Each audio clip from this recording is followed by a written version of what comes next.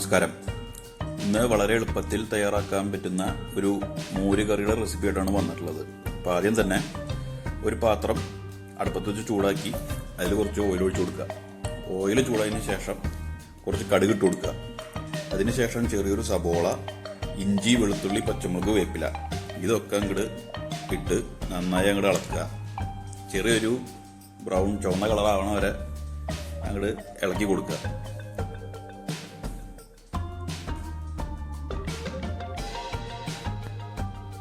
അത് കഴിഞ്ഞാൽ മൂപ്പത്തി കഴിഞ്ഞാൽ മഞ്ഞൾപ്പൊടി, ഉപ്പ്, കുറച്ച് മല്ലിപ്പൊടി, കുറച്ച് കായത്തിൻ്റെ പൊടി അതിട്ട് നന്നായി അങ്ങോട്ട് ഇളക്കി കൊടുക്കുക.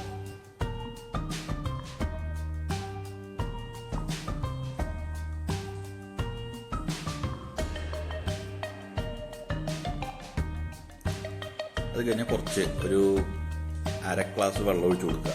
വെള്ളം എന്തിനാ ഒഴിക്കണമെന്ന് വെച്ച് കഴിഞ്ഞാൽ ഈ ചൂടായി നിൽക്കുന്ന പാനിക്ക് നമ്മൾ ഡയറക്റ്റ് മോരൊഴിച്ച് കഴിഞ്ഞാൽ കേടാവും. അതുകൊണ്ടാണ് ആദ്യം വെള്ളം ഒഴിച്ചിട്ട് അതിന് തൊട്ട് പിന്നാലെ മിക്സിയിലടിച്ച് വെച്ച മോരൊഴിച്ച് കൊടുക്കുന്നത്. എന്നിട്ട് ഇത് നല്ലോണം കൂടെ ഇളക്കുക.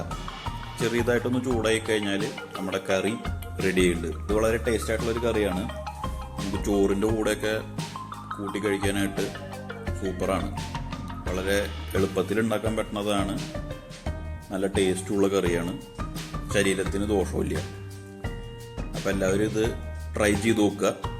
വീഡിയോ ഇഷ്ടമായാൽ ലൈക്ക് ചെയ്യുക, ഷെയർ ചെയ്യുക, സബ്സ്ക്രൈബ് ചെയ്യുക.